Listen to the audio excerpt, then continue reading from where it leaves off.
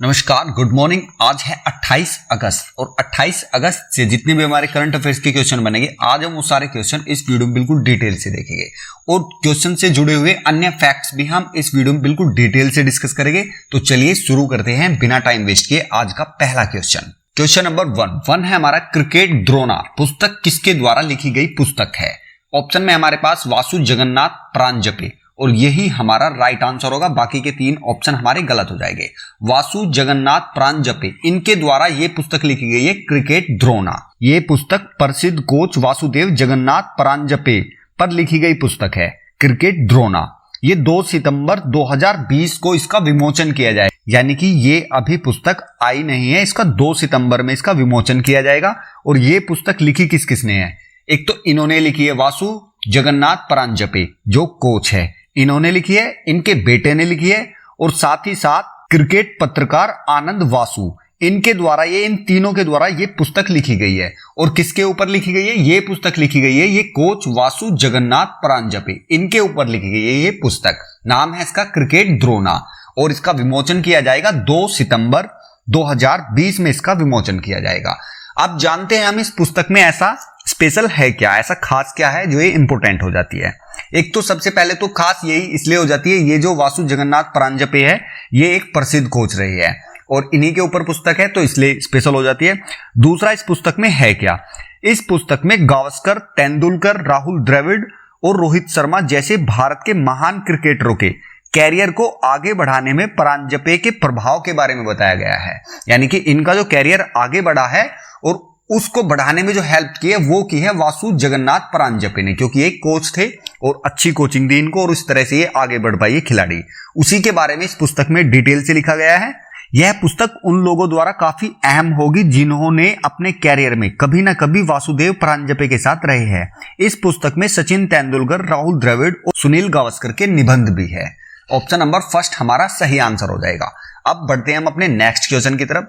Question number 2 है हमारा, SBI mutual fund के नए एमडी और सीईओ किसे नियुक्त किया गया? तो अभी हाल ही में विनय टोन्स को अभी एसबीआई म्यूचुअल फंड के नए एमडी और सीईओ के रूप में नियुक्त किया गया है। विनय टोन्स हमारा सही आंसर हो जाएगा। इन्होंने अश्वनी भाटिया की जगह ली है, यानी कि इससे पहले जो म्यूचुअल फंड के इसके एमडी और सीईओ थे वो थे अश्वनी भाटिया, उनका स्थान लिया है अब ये विनय टोन्स ने। ऑप्शन नंबर 3 हमारा सही आंसर होगा। अब बात करते हैं एसबीआई म्यूचुअल फंड की। एसबीआई म्यूचुअल फंड की स्थापना हुई थी जून 1987 में और एसबीआई म्यूचुअल फंड का जो मुख्यालय है वो है मुंबई में। और मुंबई कहां पर है? वो है महाराष्ट्र में। यानी कि ऑप्शन नंबर 3 हमारा सही आंसर होगा। विनय टोन्स एसबीआई म्यूचुअल फंड के नए एमडी और सीईओ। अब बढ़ते हैं हम अपने नेक्स्ट क्वेश्चन की तरफ। क्वेश्चन नंबर 3 है हमारा, 600 टेस्ट विकेट लेने वाले पहले तेज गेंदबाज कौन बने हैं? इसमें सही आंसर होगा जेम्स एंडरसन। अभी ये 600 टेस्ट विकेट लेने वाले पहले तेज गेंदबाज बन गए हैं। ऑप्शन नंबर 3 राइट आंसर होगा। ये जेम्स एंडरसन, ये इंग्लैंड के बॉलर है, ये तेज गेंदबाज है और इसी के साथ ये चौथे ऐसे खिलाड़ी बन गए हैं जो कि 600 टेस्ट विकेट ले चुके हैं। इससे पहले मुथैया मुरलीधरन, शेन वॉर्न और अनिल कुंबले थे।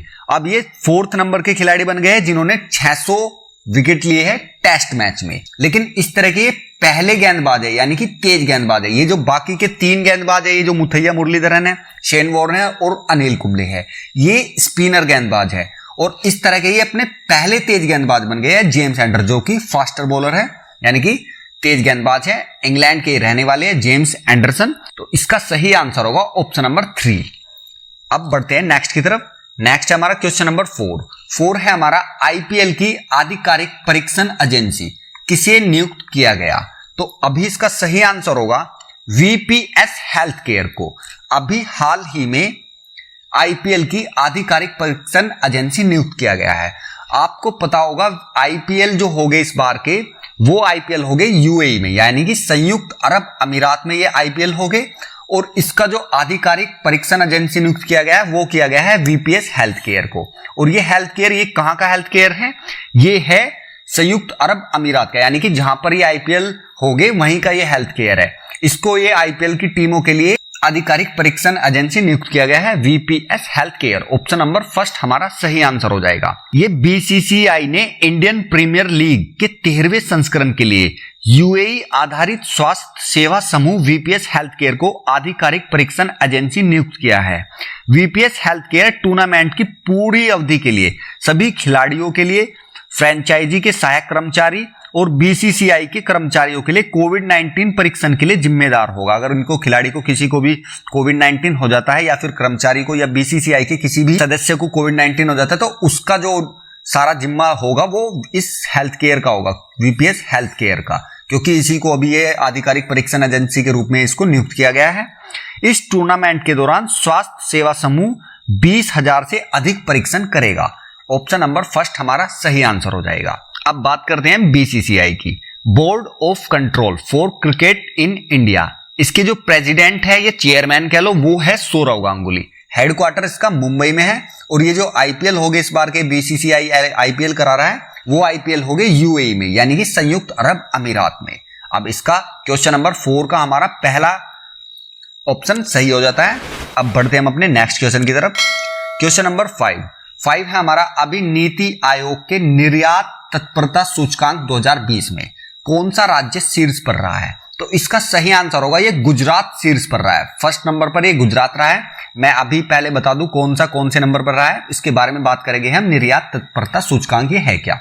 सेकंड नंबर पर ये महाराष्ट्र रहा है और ये तमिलनाडु रहा है तीसरे नंबर पर। चौथे नंबर पर ये उड़ीसा रहा है। अब बात करते हैं हम, इसका राइट आंसर तो होगा हमारा ऑप्शन नंबर फर्स्ट, यानी कि गुजरात टॉप पर रहा है। अब ये निर्यात तत्परता सूचकांक है क्या? केंद्र सरकार के थिंक टैंक नीति आयोग ने निर्यात तत्परता सूचकांक 2020 की सूची जारी की है। इस सूची में महाराष्ट्र और तमिलनाडु क्रम से दूसरे और तीसरे स्थान पर रहे हैं। ये निर्यात तत्परता सूचकांक से मतलब है कि कौन सा राज्य ऐसी चीजें प्रोवाइड कराता है कि जिससे कि सामान निर्यात करने में सुविधाजनक हो, कौन सा राज्य सबसे अच्छी सुविधाएं देता है और कौन से राज्य से सबसे ज्यादा निर्यात किया जाता है, यानी कि विदेशों में सबसे ज्यादा निर्यात किस राज्य से किया जाता है। अब सबसे ज्यादा निर्यात वहीं से होगा जहां से अच्छी सुविधा होगी हर चीज की और अच्छे प्रोडक्ट होंगे, और उस सूची में निर्यात तत्परता सूचकांक में ये गुजरात टॉप पर रहा है। ऑप्शन नंबर फर्स्ट हमारा सही आंसर होगा। अब बात करते हैं हम गुजरात की। गुजरात की राजधानी है गांधीनगर, सबसे बड़ा शहर है अहमदाबाद, यहाँ के चीफ मिनिस्टर है विजय रूपानी और गवर्नर है यहाँ के आचार्य देवव्रत। तो इस क्वेश्चन से इतनी जानकारी हमें इसकी मिलती है। तो अब बढ़ते हैं हम अपने नेक्स्ट क्वेश्चन की तरफ। क्वेश्चन नंबर 6 से हमारा हनी मिशन कार्यक्रम किसके द्वारा लॉन्च किया गया? तो अभी ये खादी और ग्रामोद्योग आयोग द्वारा ये हनी मिशन कार्यक्रम लॉन्च किया गया है। ये खादी और ग्रामोद्योग आयोग केवीआईसी ने अपने हनी मिशन कार्यक्रम के माध्यम से प्रवासी श्रमिकों के लिए स्थानीय और स्वरोजगार का निर्माण करके आत्मनिर्भर भारत की दिशा में एक बड़ा प्रयास किया है।